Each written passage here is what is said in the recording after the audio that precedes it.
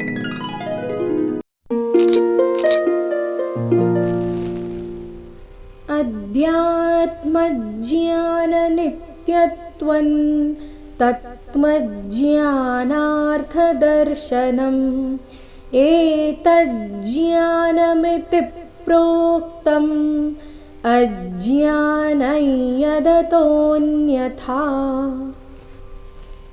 अध्यात्मज्ञाननित्यत्वम् अध्यात्मज्ञान अथवा अध्यात्मज्ञान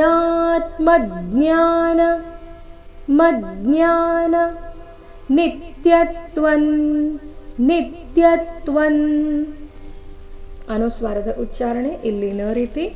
ಮೊದಲನೇ ಚರಣ ಮತ್ತೊಮ್ಮೆ ಅಧ್ಯಾತ್ಮ, ಇಲ್ಲಿ ಧ್ಯ ಧ ಅಧಿಕ ಯಾ ಸಂಯುಕ್ತಾಕ್ಷರ. ಅದ್ಯಾ ಬೇಡ, ಅಧ್ಯ ಮಹಾಪ್ರಾಣ ಸ್ಪಷ್ಟವಾಗಿ ಬರಬೇಕು.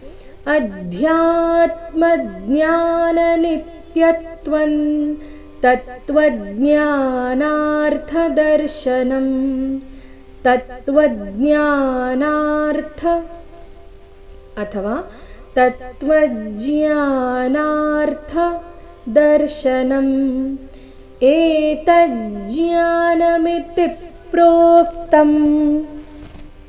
ನೀವು ಸಂಯುಕ್ತಾಕ್ಷರವನ್ನು ಜ್ಞ ಅಂತ ಉಚ್ಚಾರಣೆ ಮಾಡ್ತಾ ಇದ್ರೆ ಏತಜ್ಜ್ಞಾನ ಈ ರೀತಿ ಬರಬೇಕು. ನೀವು ಜ್ಞ ಅಂತ ಉಚ್ಚಾರಣೆ ಮಾಡ್ತಾ ಇದ್ರೆ ಏತ ಆದ ನಂತರ ಅರ್ಧ ಜ ಮುಂದೆ ಜ್ಞಾನ ಈ ರೀತಿ ಬರಬೇಕು. ಏತಜ್ಜ್ಞಾನ ಮಿತಿ ಪ್ರೋಕ್ತಂ, ಮಿತಿ ಮೇಲೆ ಪದ್ವಾಘಾತ, ಮಿತಿ ಪ್ರೋಕ್ತಂ ಅಜ್ಞಾನೈ ಅಥವಾ ಅಜ್ಞಾನೈ ಅನುಸ್ವಾರದ ಉಚ್ಚಾರಣೆ ನಾಸಿಕಾ ಯ ರೀತಿ. ಅಜ್ಞಾನೈ ಯದತೋನ್ಯಥಾ ಕೊನೆಗೆ ಥಾ ಮಹಾಪ್ರಾಣ ದೀರ್ಘ. ನೋಡೋಣ ಪೂರ್ತಿ ಶ್ಲೋಕ ಮೂಲಗೀತೆಯ ಪ್ರಕಾರ.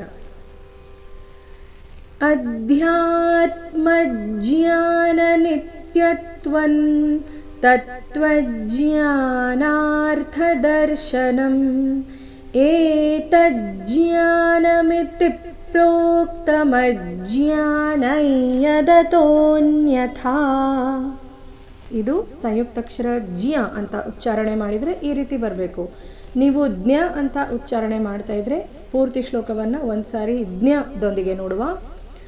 ಅಧ್ಯಾತ್ಮ ಜ್ಞಾನ ನಿತ್ಯತ್ವಂ ತತ್ವಜ್ಞಾನಾರ್ಥ ದರ್ಶನಂ ಏತಜ್ಜ್ಞಾನಮಿತಿ ಪ್ರೋಕ್ತಮಜ್ಞಾನಂ ಯದತೋನ್ಯಥಾ.